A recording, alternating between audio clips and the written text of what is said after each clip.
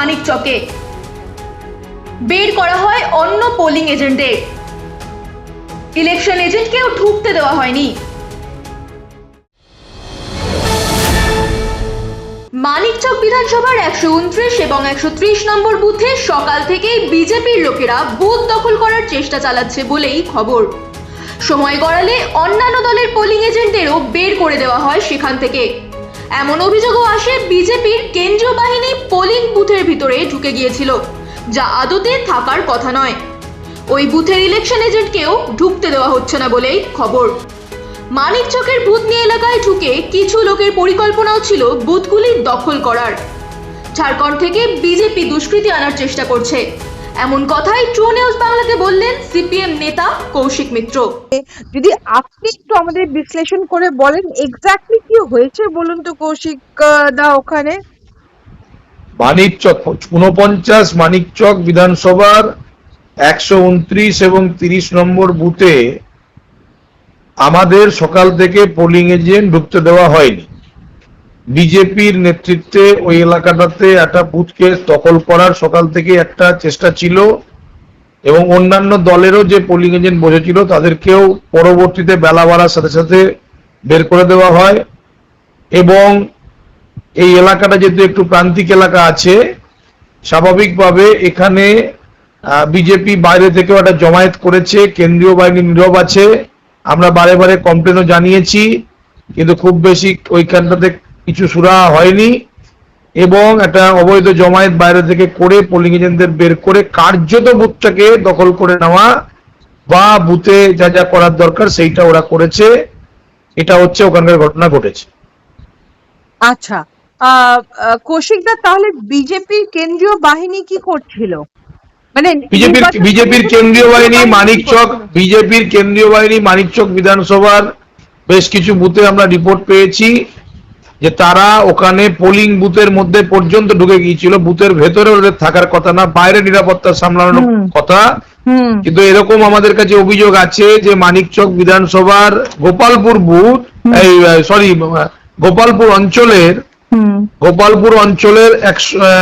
গোপালপুর অঞ্চলের হচ্ছে যে 193 নম্বর বুথে হচ্ছে কেন্দ্রীয় বাহিনী, তারা বুথের ভেতরে ছিল এবং বুথের ভেতরে থেকে ক্যাম্পেনিং করেছে বিজেপি প্রার্থীর পক্ষে। এবং আমাদের ইলেকশন এজেন্ট তাকে ঢুকতে পর্যন্ত দিচ্ছে না। সকালের দিকে এই প্রবলেমটা ছিল, আমরা অবজারভারকে কমপ্লেন করি এবং তার পরবর্তীতে সমস্যার সমাধান অনেক দেরিতে হয়। তো আমরা এটা মনে করি যে কেন্দ্রীয় বাহিনী কোথাও কোথাও, সর্বত্র না, কোথাও তারা নিরাপত্তা সঠিকভাবে সামলাচ্ছে, কিন্তু কোথাও কোথাও রাজনৈতিক পক্ষপাতিত্বের অভিযোগটা ওদের কাছে থেকে আসছে। কৌশিক দা তার মানে আমরা বলতে পারি যে বিজেপি কেন্দ্রীয় বাহিনীর মদতে বিভিন্ন জায়গায় বুথ দখল করার চেষ্টা করছে। হ্যাঁ, সেটা গতকালও আমাদের কাছে খবর ছিল যে ওই মানিকচকে ভূতনির চর এলাকা, নদীর ওপারটা হচ্ছে ঝাড়খণ্ড রাজ্য, সেখান থেকে বেশ কিছু লোক ঢুকে বিভিন্ন বুথগুলোতে জ্যাম করার একটা পরিকল্পনা ছিল। গতকালই আমরা নির্বাচন কমিশনে অভিযোগ জানাই, সমস্ত স্তরে আমরা বলি, এবং সেটা সকাল থেকে এখনো পর্যন্ত স্বাভাবিক আছে। একটা চেষ্টা বিজেপির পক্ষ থেকে এই কেন্দ্রে আপ্রাণ আছে যে বুথকে কিভাবে দখল করা যায়, জ্যাম করা যায়, যতগুলো পারা যায়। কৌশিক দা, সিপিআইএম কিভাবে ধরলো যে এটা বিজেপিরই প্রার্থী, মানে বিজেপিরই লোক, টিএমসি লোক নয়? কোনটা? যে বুথে দখল করার চেষ্টা করছিল, যারা বুথটা দখল করার চেষ্টা করছিল, যে সেটা টিএমসির লোকজন নয়, সেটা বিজেপির লোক। না, সেটা আমাদের পার্টির ইন্টারনাল যে ইনফরমেশন আছে তাতে আমরা পেয়েছি। আচ্ছা আচ্ছা, তাতে সেই অনুযায়ী আমরা হচ্ছে যে হিন্দু অধ্যুষিত এলাকা, সেখানে মুসলিম অধ্যুষিত এলাকা নয়।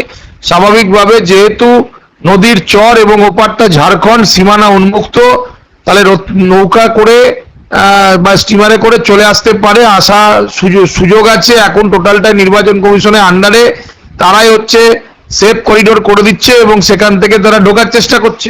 মানে সংখ্যালঘু লোক ঢোকার চেষ্টা করছে সেখান থেকে। হ্যাঁ, সংখ্যালঘু লোক সেখান থেকে ঢোকার চেষ্টা করছে, মুসলিম লোক সেখান থেকে ঢোকার চেষ্টা করছে। ওটা হিন্দু অধ্যুষিত এলাকা, বুদ্ধনির চর এলাকাতে, সেখানে বিজেপির মদতপুষ্ট বাইরের রাজ্য ঝাড়খণ্ড থেকে কিছু দুষ্কৃতী ঢোকানোর চেষ্টা ছিল।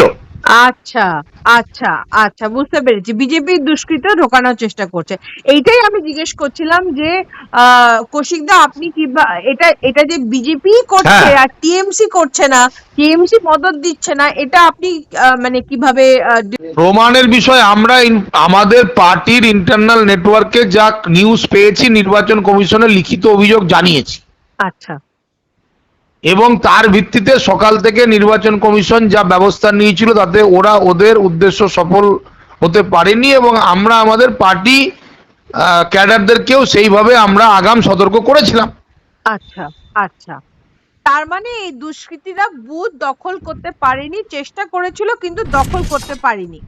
না, সেটা এখনো হয়নি। হ্যাঁ আর ওই নারায়ণপুরের যে বুথটা বললেন 129-30, সেই হ্যাঁ। জায়গাটাতে ওরা চেষ্টা করেছে এবং অনেকটা সফল হয়েছে। হ্যাঁ আর যেটা 193 নম্বর বুথ বললাম, সেখানে কেন্দ্রীয় বাহিনী তারাই ক্যাম্পেনে নেমে গিয়েছিল বিজেপির হয়ে এবং সেটা পোলিং বুথের ভেতরে তারা ছিল, যেটা থাকতে পারে না, তাই নিয়ে আমরা হচ্ছে যে অভিযোগ করেছি। আচ্ছা, নারায়ণপুরের ব্যাপারটাতে আপনারা কি এফআইআর অভিযোগ হ্যালো? এফআইআর দায়ের করেছেন? হ্যালো? হ্যালো কৌশিক বাবু, এফআইআর দায়ের করেছেন নারায়ণপুরের ব্যাপারটাতে? হ্যাঁ, বলছি নারায়ণপুরের ঘটনাটাতে আপনারা এফআইআর করেছেন? এফআইআর কেন করব? নির্বাচন কমিশনে জানিয়েছি, আমরা অভিযোগ করেছি। আচ্ছা আচ্ছা, নির্বাচন কমিশনের যে ওরা কমপ্লেনের যে সেল তৈরি করেছে সেখানে আমরা করেছি, আমরা সেখানে অভিযোগ করেছি। আচ্ছা আচ্ছা, লাস্ট সাক্ষাৎকারের লাস্ট প্রশ্ন কৌশিক দা, আপনার কি মনে হয় নির্বাচন কমিশন কি সিপিআইএম এর প্রতি সহানুভূতিশীল নাকি নয়? নির্বাচন কমিশনের ভূমিকা এখনো পর্যন্ত মোটামুটি আছে, গোটা দিন দেখার পরে মন্তব্য করা যাবে কি হলো। এখনো রেসপন্স করছে, বহু জায়গাতেই রেসপন্স করছে। আচ্ছা, আপনি বলছেন রেসপন্স করছেন, কিন্তু দেখুন অন্যদিকে কেন্দ্রীয় হ্যাঁ? বাহিনী কিন্তু দেখুন অন্যদিকে কেন্দ্রীয় হ্যালো? হ্যালো হ্যালো, এত ডিস্টার্ব কেন করছে ফোন আজকে? হ্যালো? হ্যাঁ কৌশিক কৌশিক দা, শুনতে পাচ্ছেন? হ্যাঁ পাচ্ছি, এত ডিস্টার্ব করছে, বলুন। হ্যাঁ, আর ওই লাস্টটুকুই আমি জানতে চাইছিলাম যে যেখানে একটা জায়গায় বুথের ভেতরে কেন্দ্রীয় বাহিনী ঢুকে ক্যাম্পেনিং করছে, সেইখানে কি করে নির্বাচন কমিশনের যে ভূমিকাটা সেটা তো ঠিক করে পালন করা হচ্ছে না। একটু শুনতে পাচ্ছি।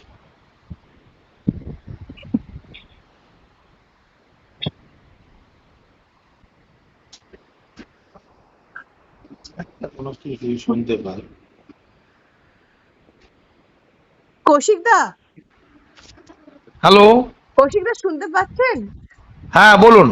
বলছি কি যে আমি একটা কথা লাস্ট প্রশ্ন এটাই জিজ্ঞেস করতে চাইছি যে নির্বাচন কমিশন তো অনেক পদক্ষেপ নেওয়ার কথা বলেছিল নির্বাচনের আগে, যে সিসিটিভি চেঞ্জ করে দেওয়া হবে, কেন্দ্রীয় বাহিনী থাকবে, তারপরে 500খানা লোক নাকি কন্ট্রোল রুমে বসে আছে যেখানে তারা প্রত্যেকটা বুথ মনিটর করছে, এমনকি অমিত শাহ সেই বুথ মনিটর করছে। এত কিছুর পর যদি বুথের ভেতরে কেন্দ্রীয় বাহিনী ঢুকে গিয়ে ক্যাম্পেনিং শুরু করে দেয়, তাহলে কি করে নির্বাচন কমিশনের ভূমিকা ঠিক করে পালন করা হলো? না, সেটা ঠিকই। নির্বাচন কমিশনের গালভরা বিভিন্ন যে হচ্ছে যে বক্তৃতা বা বলা বা নিয়ম কানুন, সেই জায়গায় দাঁড়িয়ে আজকে সকাল থেকে নির্বাচন যখন শুরু হয়েছে তখন বিভিন্ন জায়গাতে আজকে তাদের যে মেকানিজম, সেই মেকানিজমের মধ্যে ত্রুটি লক্ষ্য করা যাচ্ছে এবং বিভিন্ন জায়গা থেকে যে সমস্যাগুলো হচ্ছে আমরা তাদেরকেই জানাতে হবে, তাদেরকেই জানিয়েছি। তারা পদক্ষেপ নেওয়ার চেষ্টা করছে না তা বলবো না, নিচ্ছে, কিন্তু এইগুলো আগাম সতর্ক হওয়ার দরকার ছিল বলে মনে করি। কারণ কেন্দ্রীয় বাহিনী যারা আসবে তারা নিরাপত্তা রক্ষার দায়িত্বে থাকবে, নির্বিঘ্নে ভোটাররা যেন ভোট দিতে পারে। তারা কেন বুথের ভেতরে ঢুকবে, এটা অভিযোগ করতে হচ্ছে। কোনো বুথে সিসিটিভি খারাপ হয়ে যাচ্ছে, কোনো বুথে সিসিটিভি খারাপ হয়ে যাচ্ছে, সিসিটিভি তাহলে আগাম চেক আপ না করে কেন, তাহলে সিসিটিভিরও ট্রায়াল করা উচিত ছিল যে ঠিক থাকবে কিনা। এগুলো বিভিন্ন ছোটখাটো সমস্যা। ইভিএম মেশিন বিভিন্ন জায়গাতে খারাপ, তাহলে আগে থেকে র্যান্ডমাইজেশন হলো, কমিশনিং হলো, তাহলে এইভাবে এতটা খারাপ হবে কেন? অনেক জায়গাতে ভোট দেরি করে শুরু হলো, ভোটারদের এই তীব্র গরমে দীর্ঘক্ষণ দাঁড়িয়ে থাকতে হলো, সেই তো। এগুলো বিভিন্ন সমস্যা, মিসম্যানেজমেন্ট নির্বাচন কমিশনের পক্ষ থেকে আছে। আমরা শান্তিপূর্ণ এবং সুষ্ঠু ভোট চাই, সেই কারণে নির্বাচন কমিশনকে আমরা সময় অনুযায়ী ধাপে ধাপে যেমন যেমন অভিযোগ এসছে আমরা ওদেরকে অভিযোগ জানিয়েছি, তাতে কিছু সমাধান হয়েছে, কিছু সমাধান হয়নি, এইরকম মিশ্র প্রতিক্রিয়া আছে। ঠিক আছে কৌশিক দা, থ্যাংক ইউ সো মাচ, অনেক হুম। ধন্যবাদ ট্রু নিউজের সাথে কথা বলার জন্য। ধন্যবাদ ধন্যবাদ ধন্যবাদ। Thank you.